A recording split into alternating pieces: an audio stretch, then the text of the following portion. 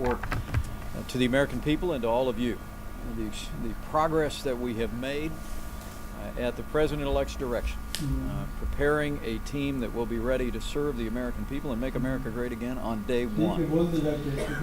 I'm grateful to be with all of you today. Before I give you a brief summary, let me first express our thoughts and prayers on behalf of the President-elect and myself for President Bush and Barbara, who are on the hearts of every American. This morning, we understand they had a good night last night, but we encourage every American to remember President Bush and his wonderful wife, Barbara, in their prayers. 72 days ago, we elected Donald Trump to be the 45th President of the United States of America. 71 days ago, Donald Trump set an ambitious schedule prior to this inauguration, and he asked me to chair the transition effort. And I was grateful and honored to be given the opportunity to do just that. When we took over, I was impressed, frankly, with the work that Governor Christie and the transition team had done prior to the election. More than 170 interviews had already been done prior to Election Day. And I'm pleased to report that as of this morning's announcement for our Secretary of Agriculture, all 21 cabinet nominees have been named. 27 total individuals have been named that require the consent of the Senate, and we have 536 beachhead team members that will be reporting for duty at agencies following the inauguration bright and early on Monday morning. There are many people to thank in this regard, and I'm really here just to do that. There is a memorandum that will be in your possession by the end of this briefing that I'll be conveying to the President-elect today to give him a full report on the transition efforts and the progress that we've made, but allow me to give you a couple of top lines. In addition to the hundreds of interviews and meetings that the President-elect has conducted in the course of this transition, I'm pleased to report that the presidential appointments team has conducted more than 170 interviews prior to the election. More than 200 people since the election have sat down with what we call our Tiger teams for full vetting and full review. I'm happy to say the interest of the American people in this administration has been overwhelming. More than 86,000 resumes have been submitted to the transition and over 4,000 candidate referrals. And on the eve of the inauguration, as I mentioned, our beachhead teams are ready to land and go to work in these various agencies of the incoming administration. On legislative affairs, we organized more than 90 volunteers to create and execute a confirmation strategy to support the 27 publicly announced Senate confirmed nominees. Designees attended so far more than 370 visits with senators, and we'll continue to work very, very closely to support their efforts as they move toward confirmation. There's been work on agency action, as I mentioned.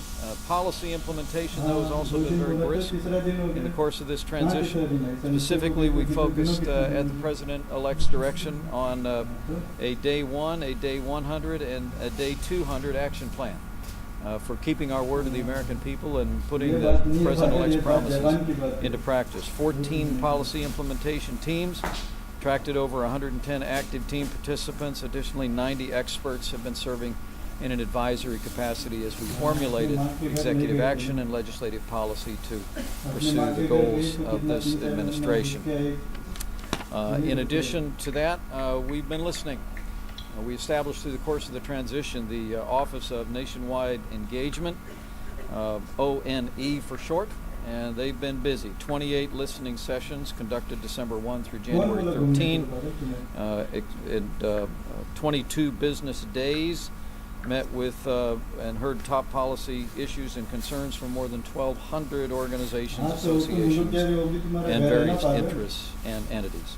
There's an awful lot of people to thank, and there's more details that you'll see in the memorandum that I'll be conveying to the President-elect today. But let me begin by expressing my appreciation first and foremost to President Barack Obama and Vice President Joe Biden.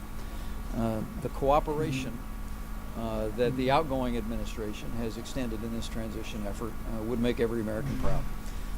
And I know the President-elect has expressed his appreciation, not just for the hospitality, but for the collaboration of this administration in supporting our team's transition efforts, and I would reiterate that today. Also very grateful to the GSA Administrator, Denise Turner-Roth, and her outstanding team here at GSA for the work that they've done to support our efforts. Also grateful for the vice chairs and the executive committee of the transition effort who have put in very long hours. A number of them are with us today. Ben Carson is with us, Rudy Giuliani, Jeff Sessions, Marcia Blackburn, Tom Reed represent a part of the vice chair team, and we express our appreciation on behalf of the President-elect for the many, many hours that you put in helping us to assemble this Day One team. We also express appreciation to the members of our executive committee who donated literally hundreds of hours in assisting us in preparing the recommendations to the President-elect over the course of this. Lastly, I've just two more things to mention.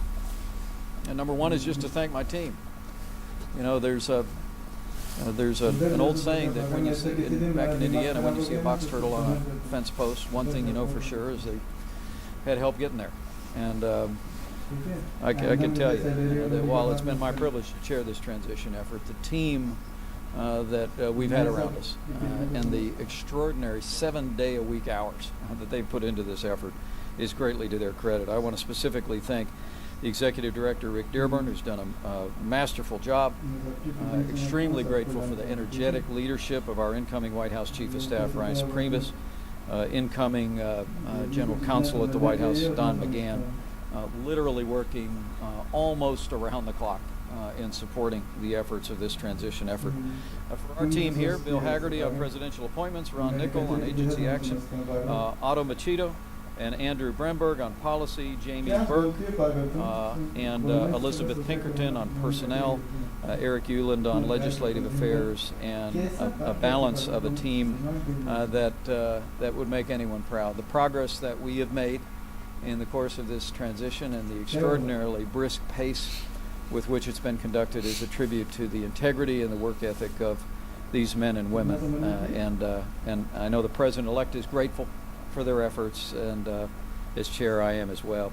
Ken Hagian is taking over as executive director to wind down the transition. The Office of White House Personnel will take over the official duties as we continue in the weeks and months ahead to fill out the balance of the administration. But this is the team that got us here to this day at the direction of the President-elect.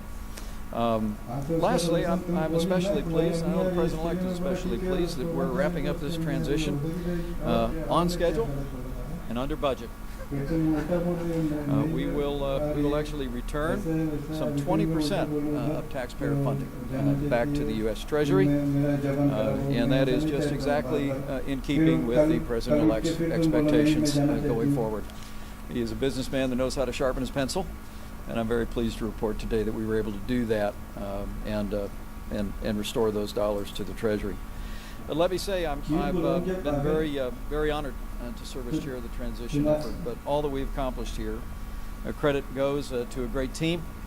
Our volunteers, literally hundreds and hundreds of volunteers who put in hours and hours to support this effort. Our executive committee, our vice chairs, our staff. But really, the credit, I can tell you, goes to our President-elect. Sometimes people stop me on the street and they say, "How are you holding up? I can't imagine how busy you are." And I just tell them, well, you just have to understand that the energy and the enthusiasm of Donald Trump is contagious. And it's been his energy and his expectation that's driven this transition effort. I'm proud to say to be at a place where we've named our entire cabinet before we reach that historic day tomorrow. Our job really was to make sure the President-elect had the opportunity to make decisions, to assemble the team around him that will make America great again, and I'm humbled to have been a small part of that. Our job is to be ready on day one. The American people can be confident that we will be. So let me say to all of you, we look forward to seeing you tomorrow. It's going to be a very humbling and moving day for the President-elect, his family, and for mine. But let me tell you, we are all ready to go to work. In fact, we can't wait to get to work for the American people to make America great again. So thank you very much, and we'll provide that information for you at the end of the briefing. Thanks.